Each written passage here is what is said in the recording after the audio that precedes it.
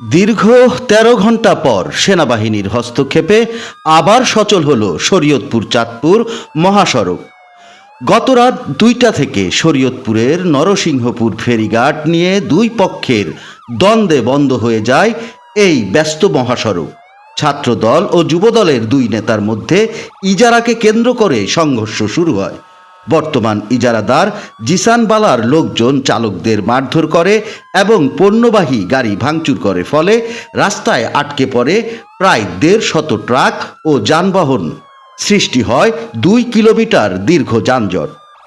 অন্যদিকে ঘাটটি দখলে নেন সাবেক ইজারাদার ও জেলা যুবদল নেতা মমিন দিদার। যদিও নরসিংহপুর ঘাট বন্ধ থাকলেও চাঁদপুরের হরিণা ঘাট থেকে ফেরি চলাচল ছিল স্বাভাবিক। বিআইডব্লিউটিএ চাঁদপুর পোর্ট অফিসার জানান, চলতি মাসের শুরুতে টেন্ডার আহ্বান করা হলে মমিন দিদার দর দেন ১,৮৫,০০,০০০ টাকা আর জিসানবালা দেন ২,৮৫,০০,০০০ টাকা।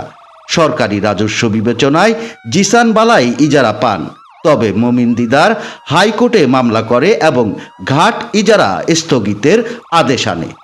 তবে বিআইডব্লিউটিএ বলছে তারা এখনও অফিসিয়ালি সেই কাগজপত্র হাতে পায়নি, তাই জিসানের ইজারা বাতিল করার সুযোগ নেই। এই পরিস্থিতির সমাধানে সেনাবাহিনী, ইউনো ও প্রশাসনের কর্মকর্তারা ঘটনাস্থলে উপস্থিত হন। এরপরেই পরিস্থিতি স্বাভাবিক হতে শুরু করে। বর্তমান ইজারাদার জিসানবালা বলেন, আমি বৈধভাবে ইজারা নিয়েছি, অথচ মমিন দিদার এসে আমার লোকজনকে মারধর ও চাঁদা দাবি করছে। আমরা কোনো ট্রাক আটকাইনি।